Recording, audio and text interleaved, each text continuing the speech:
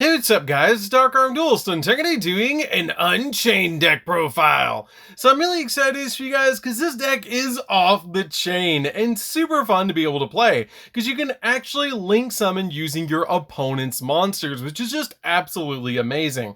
So without further ado guys, don't forget to like, comment, subscribe, hit the bell in there so you can become part of the notification squad, and definitely check out the Patreon down in the description below for all those awesome rewards, like in your name description of a single video, getting assigned cards in the mail, and even getting to request a deck profile every single month you're a patron, along with test hands. So without further ado, let's get straight on into this.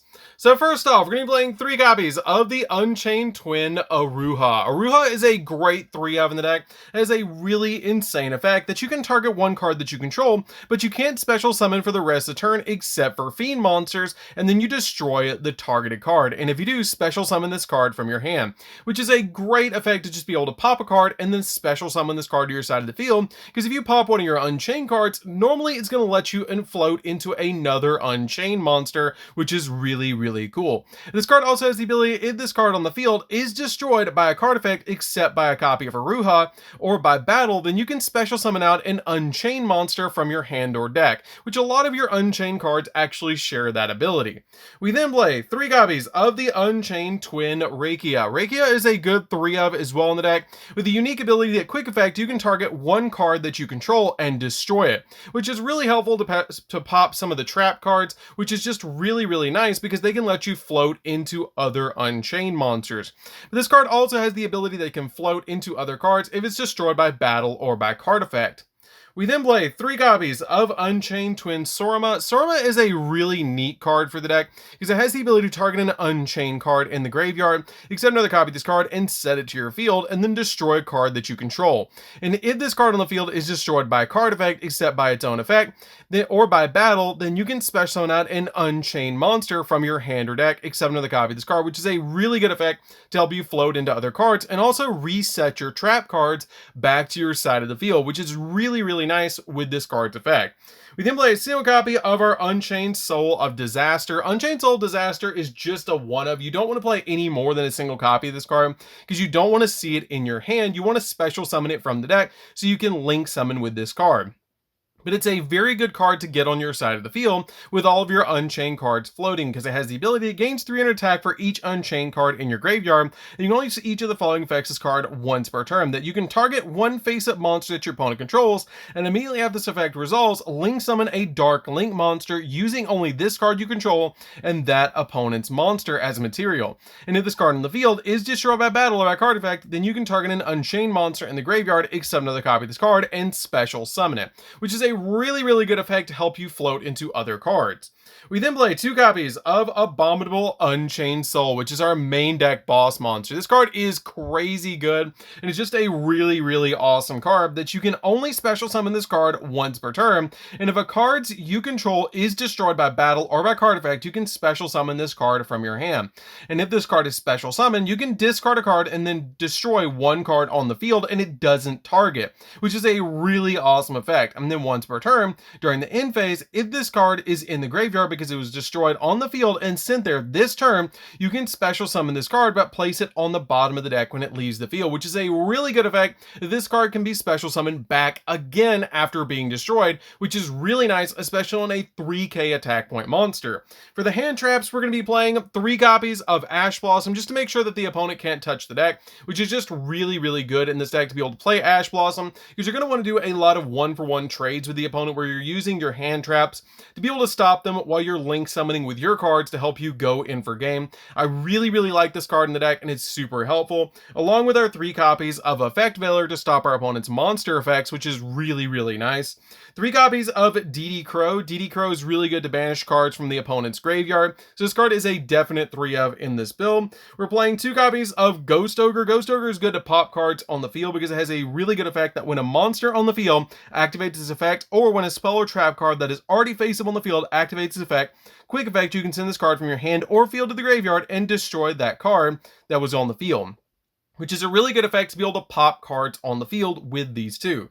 We then play 2 copies of Nibiru. Nibiru is just really good in case your opponent's making a really crazy board. You can use Nibiru to be able to board wipe them, which is really, really nice to be able to use in this deck. So that's it for the monsters, guys. Let's get into the spells. So for the spells, we're going to be playing 3 copies of Abomination's Prison. This is basically the Rhoda for Unchained. This card is really, really good because it lets us add an Unchained card from our deck to our hand. And if this set card on the field is destroyed by a card effect, then you can special summon an Unchained monster from your deck, which is really good. That it basically guarantees that you're going to get an Unchained on the field, which is really, really nice. We then play 3 copies of Pot of Extravagance. Pot of Extravagance is really good because you don't really care about the extra deck all that much in this deck. So this card comes in very handy to basically just banish 6 from the extra deck to be able to draw 2 additional cards, which is really, really nice. So that's it for the spells, guys. Let's get into the traps. So for the traps, we're going to be playing 3 copies of Infinite Impermanence. Infinite Impermanence is just a really good card to be able to negate monster effects and is a really good hand trap to add with all the other hand traps that we're playing in this build. This card is also really good to set on your side of the field as a trap card because if you activate it while it's set, you can actually negate spells and traps in the same column as it, which is really, really good. We then play 3 copies of Abominable Chamber of the Unchained. Abominable Chamber is really good as a 3 of as well because it lets you special summon an Unchained monster from your hand or graveyard. And if this set card is destroyed by a card effect, then you can special summon an Unchained monster from your deck, and you can only use each effect of this card once per turn. We then play 3 copies of Escape from the Unchained, or Escape of the Unchained, which is a really good 3-of trap as well, that basically works like a scrap dragon that you can target an Unchained monster you control and a card on the field and destroy both of them. And if this set card on the field is destroyed by a card effect, then you can special summon an Unchained monster from your deck, which is really awesome in this deck, especially with both of these being able to be used with your Unchained Water Twin and Fire Twin to be able to pop them on the field to get an additional card on your side of the field to help you link summon into your copies of your Unchained Soul of Rage or other link monsters that you play. You can also reset these to your side of the field with Sorama so you can get their effects multiple times, which is super helpful. So that's it for the main deck, guys. Let's get into the extra deck.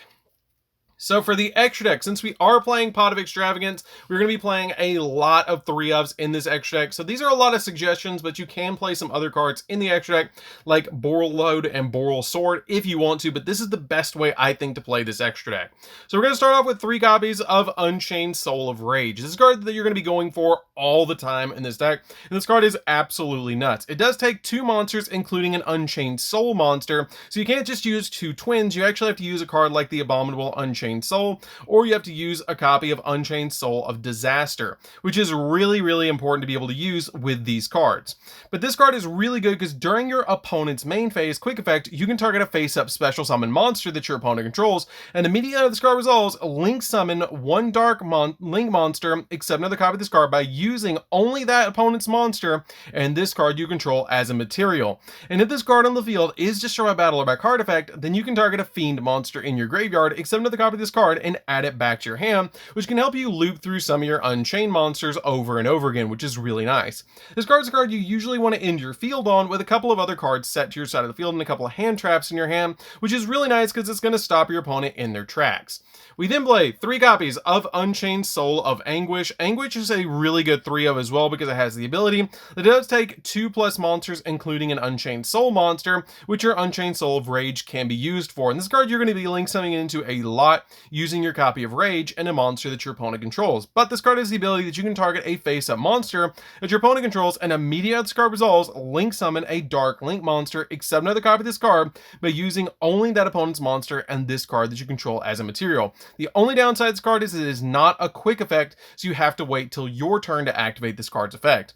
And if this card in the field is destroyed by battle or by card effect, then you can target a fiend monster in the graveyard, except another copy of this card, and add it back to your hand, which is a really, really good effect. We then played 2 copies of Unchained Abomination. Abomination is a really good 2-of. I play 2 because I do play the Extravagance in this deck, so I like 2 copies of this card in the build to help us go in for all sorts of different plays. I feel like 2 is the perfect number, but it can actually pop 3 cards per turn, which is really insane. That if a card's on the field is destroyed by card effect, except this card, then you get to pop a card on the field. And then it has the ability when another monster is destroyed by battle, then you can pop a card on the field. And then during the end phase, just because you can target a card on the field and destroy it, which is really good. So it basically can pop 3 cards on the field per turn, which is really, really good. This card is a really good 2-of in the deck. You don't need 3 copies of this card, but 2 is totally fine.